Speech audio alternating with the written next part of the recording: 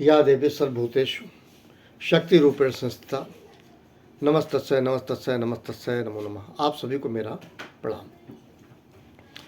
एक फिल्म नई रोशनी आई थी 1967 में, 1967 में। कुमार साहब, जिनको जानी कहते हैं, बहुत फेमस थे एक्टर। राजकुमार साहब पे फिल्माया गया है ये गाना। म्यूजिक रवि साहब का है, लिखा है राजेंद्र कृष्ण साहब ने, गाया है मोहम्मद रफ़ी साहब ने। फिल्म नई रोशनी के लिए उसके 2 गाने फेमस हैं, हो सकता है आप लोग सुने हों। मैं कोशिश करता हूँ, थोड़ा सा गुनगुनाऊंगा। जितनी लिखी थी मुकद्दर में हम उतना जी चुके, जितनी लिखी थी मुकद्दर में हम उतना जी चुके। अब मैं एक दूसरा गाना आपके सम्मुख प्रस्तुत करने की कोशिश करता हूँ, जिसमें राजकुमार साहब तरीका लोगों से पूछते हैं। और एक बात और है, पुराने जो लिरिक राइटर थे या कवि थे, सच में ऐसा लगता है सरस्वती और ईश्वर दोनों का समागम उनके अंदर था जब इन बातों को लिखा गया होगा, गाना लिखा गया होगा। और इससे ज़्यादा मैं क्या कहूँ, कितनी अच्छी बात है, तरीके की बात है, सलीखे की बात है, जो आसानी से या सहजता से समझ में नहीं आएगी।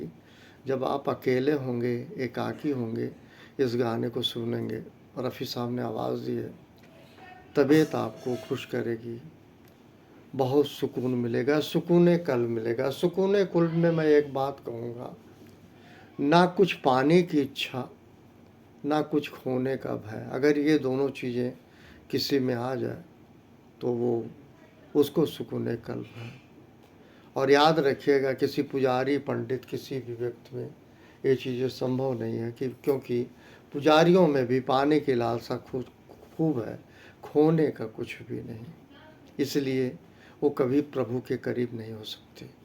प्रभु के करीब वही हो सकता है, शांति से वही रह सकता है जिसको ना कोई पाने की इच्छा हो और ना कुछ खोने की।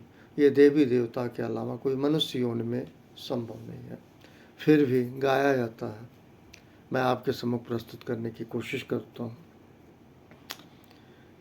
किस तरह जीते हैं ये लोग बता दो यारो, किस तरह जीते हैं ये लोग बता दो यारो, हमको भी जीने का अंदाज सिखा दो यारो, किस तरह जीते हैं ये लोग बता दो यारो, किस तरह जीते हैं ये लोग बता दो यारो। प्यार लेते हैं कहाँ से ये जमाने वाले, प्यार लेते हैं कहाँ से ये जमाने वाले, इस किस गली कूचों का रास्ता तो दिखा दो यारो, हमको भी जीने का अंदाज सिखा दो यारो, किस तरह जीते हैं ये लोग बता दो यारो। दर्द के नाम से वाकिफ ना जहाँ हो कोई, दर्द के नाम से वाकिफ ना जहाँ हो कोई, ऐसी महफिल में हमें भी तो बिठा दो यारों, ऐसी महफिल में हमें भी तो बिठा दो यारों।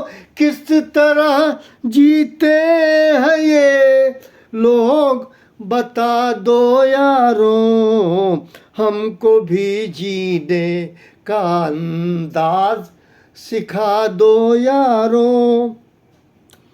साथ देना है तो खुद पीने की आदत डालो। साथ देना है तो खुद पीने की आदत डालो, वरना मैं खाने का दर हमसे छुड़ा दो यारों। वरना मैं खाने का दर हमसे छुड़ा दो यारों। किस तरह जीते हैं ये लोग बता दो यारों, हमको भी जीने का अंदाज सिखा दो यारों। किस तरह जीते हैं ये लोग बता दो यारों। आप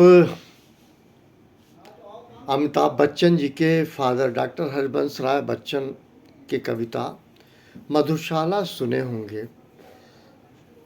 मैं खाना वहाँ जहाँ शराब बिकती है, वो जगह जहाँ शराब मिलती है, वो जगह जहाँ शराब पाई जाती है, उसको मधुशाला कह लीजिए, मैं खाना कह लीजिए। यहाँ शायर ये कहते हैं कि अगर साथ देना है, अगर साथ देना है तो खुद पीने की आदत डालो।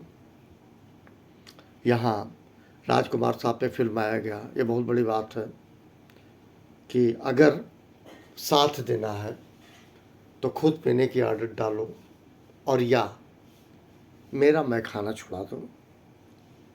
जिस दर पे जाते हैं उस जगह पे वो जगह मेरी छुड़ा दो। ये अपने यारों से कहता है। यार उसे कहते हैं जो इससे याराना हो, दोस्ती हो, संबंध हो, परिचय हो। यहाँ इस फिल्म में इससे ज़्यादा कुछ कहने को नहीं है। यार की बात करें तो यारों से आवाहन ही है कि मुझको जो इस तरह का सिखाओ ताकि मैं जी सकूं, जीने का अंदाज मुझे नहीं आता। और वो रास्ता भी पूछ रहे हैं गली कूचा, इस तरह से शायर कहते हैं। और ये बात सही है कि शराब लोगों को जोड़ती है, मिलाती है, क्योंकि शराब एक ऐसी चीज़ है, ना जाति हो देखती है, ना धर्म देखती है, ना, मैं तो कहता हूँ रिश्तेदारी भी नहीं देखती है। मैं खाना सबको एक में समाहित करती है। लेकिन इसका वो पॉजिटिव डिमांड करते हैं। राजकुमार साहब पे फिल्माई गई है कि अगर मेरे यार हो, मुझसे दोस्ताना रखते हो, तो आप लोग खुद पीने की आदत डालो, और अगर खुद पीने की आदत नहीं डाल सकते तो मेरा मैं खाना छुड़ा दो। थैंक यू वेरी मच, आप सभी को मेरा प्रणाम।